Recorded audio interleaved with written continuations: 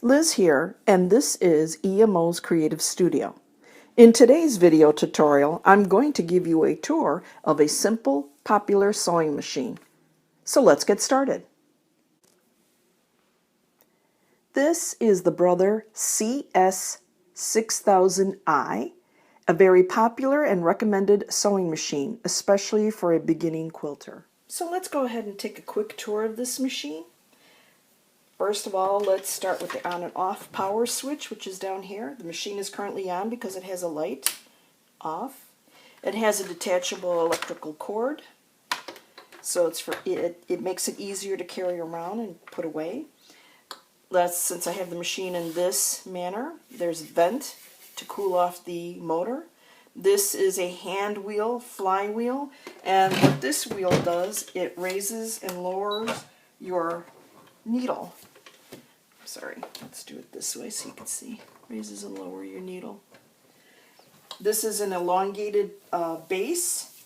It's removable so that you can work on sleeves or circular items. This is the spool pin where your thread goes into. Then you have your bobbin winder and the bobbin winder stopper. You have your thread guide, which helps you put your thread in correctly so that you have the correct tension. You have the stitch adjustment buttons, which are these and these here. You have your take up or presser foot lever. This is the tension dial. The needle clamp screw to remove and change your needle. This is the presser foot, and you can change these feet to suit your sewing needs. This is the needle plate or the throat plate, where it has markings on it for measurements. You can see right here. Then you have the feed dog, and this is located, let's get this needle up so I can take the foot out, and you can see this mechanism right here has grooves on it, so it helps move your fabric through. And that is the feed dog. Bobbin cover release, which is right here to release the cover so you can slide your bobbin in. Bobbin is right here. This machine also has depictions or pictures on it, so that you can see how to place your bobbin in the holder. And then it also has pictures up at the top so you know how to thread your machine. This machine comes not only with a foot pedal to make the machine operate, it also has an on and off button. I prefer using the on and off button because it gives me greater control of what I am sewing. This is the reverse stitch button. This is the button that you use to bring your needle up and down. This regulates how fast your machine goes and how slow it goes. And again, these are buttons to adjust the size of your stitching. Those are these. And then this adjusts your needle so that you can make these various different stitches. I do not use the fancy stitches. I use the straight stitch, either on the side. You can move your needle adjusts right to left. In the middle, elastic stitching when you use knits, when you sew knits, zigzag stitchings. I've yet to use any of the decorative stitches, and I have not made buttonholes on this machine. This machine comes with a set of additional equipment.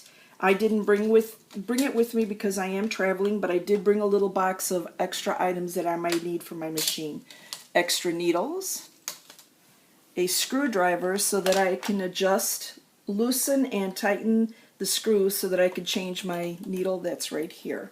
Now, as you see, I'm going to turn this on super slow. As I increase or move the lever to the right, you can hear that the machine has gone faster. Now I'm very lucky that this machine is still in good shape. I bought this back in 2014. And I can sew without hanging on to the fabric for this demonstration. As you can see, I've pulled out the fabric, and now on the side there is an area where you can cut your threads. So if you look really closely, you'll see that it is evenly stitched on both sides. Here's the front that just came off the machine, and now here's the back. And this machine is set at 0, 0 for the needle to be to the left. The needle position is on the left, and the stitching length is 2.5.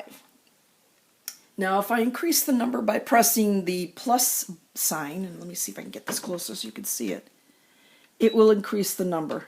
Now it's at 3.0, 3.5, 4, and it'll make that stitch wider.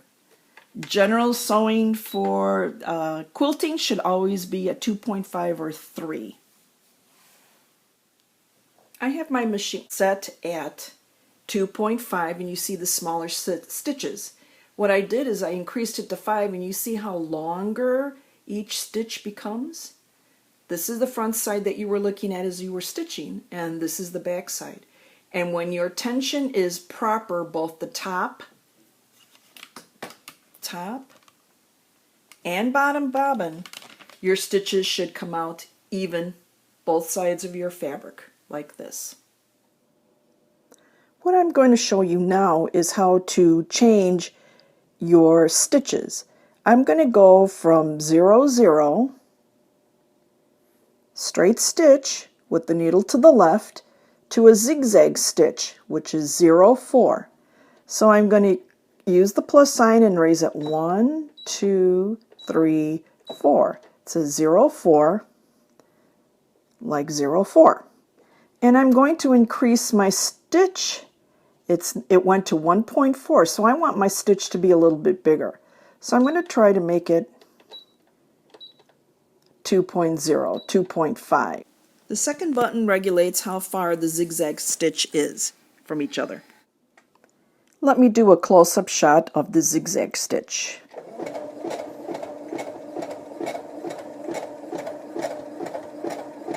You see how the thread is going left, right, right, left, left, right, right, left, left, right, right, left? Pretty neat, huh? When you are sewing garments, they like for you to back stitch. And what that means is when you're making your stitches, you stop and you reverse your needle. And I'll show you that in just a moment.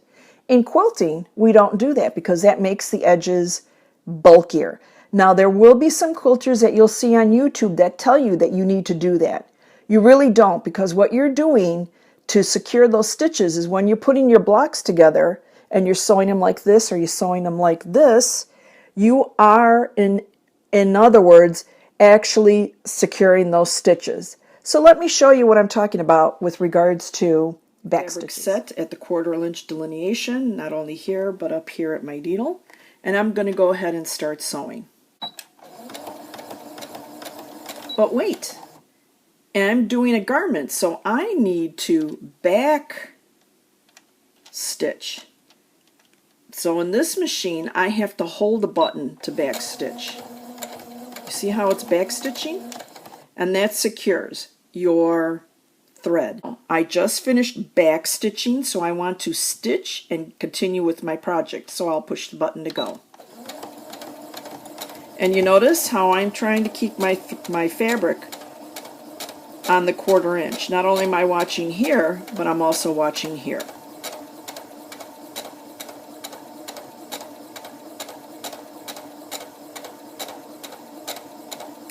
Now, I feel a little bit more confident so I can make my machine. You see how it went out? You've got to keep your hand on there to make sure that your stitching is straight. It's like driving. It will become second nature to you as you become more experienced in sewing. Now, you see it's at the end of the fabric. Now, I want to back stitch, so I'm going to go ahead and push this button. And the feed dog feed, is going to bring that fabric forward. You see how it double stitch? Go ahead and turn on your machine so that you can finish it towards the end. I don't know how many times I'll mention this because I am a victim of this. 2 times, not once, but 2. I have gotten my fingers caught in this needle. Index fingers.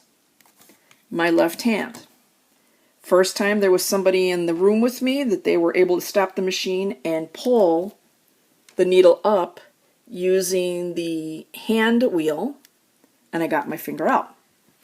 The last time was about 1.5 years ago, and I wasn't paying attention, and this was on my new machine that's a professional machine that can get the stitches to go 1,500 stitches a minute. I was on high speed, wasn't paying attention, and sure enough, the finger went in. I got shocked, scared, yanked my finger out, and I ripped the skin and made a big mess. So please, please, please, please be careful when you're sewing. You want to keep your fingers away from this area because it will be a horrible accident, and you don't want that to happen. You unwrap the thread and find the end and pull it out. I'm going to place it into the spool pin, and then I'm going to bring it across in front of this silver button right here. I don't know if you can see it right here. And then I'm going to pull it, grab my bobbin, and if you can see, there's a little hole where I'm going to stick the thread into. Let's see if I can do this in one felt swoop.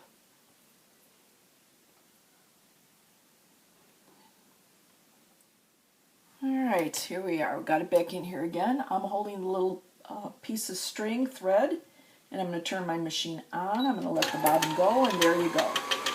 As you can see, I'm holding the top of the spool of thread because I don't want it to go flying off. And because this is a variegated thread or multicolored thread, you're going to see all the colors go onto the bobbin. It looks pretty neat. Again, this thread is called Aurifil. In the reviews that I read, it said that you can wind more thread onto the bobbin because it is a stronger, as you can see the bobbin slowed up, so I turned it off. The bobbin will wind more thread because the thread is thinner. Alright, so the thread went in back here. That was number 1. Number 2 goes in through here. Winds around inside underneath number 3, up. It gets thread into this silver thing, it's got a hole in it, number 4. Out again, down, number 5. You thread it in here. Now this machine has a self-threading mechanism. Sometimes I get it, sometimes I don't. The needle, the hole of the needle is down here. And I'm going to try doing it with the mechanism. If not, then I'll have to thread it by hand. Now I'm going to place my bobbin, and it's very important that the bobbin is placed correctly. The bobbin will be dropped right into it, into the bobbin holder with the thread to your right. Let me show you how it should look up close. You see how the bobbin thread is pulled up? And I should be able to pull my bobbin thread out. And you see I've got the 2 threads out this way. I usually like to have my thread going to the right. Even though I'm left-handed, I do a lot of things to the right, and I believe the proper way for sewing is to have your thread on the right. And now you're ready to start quilting.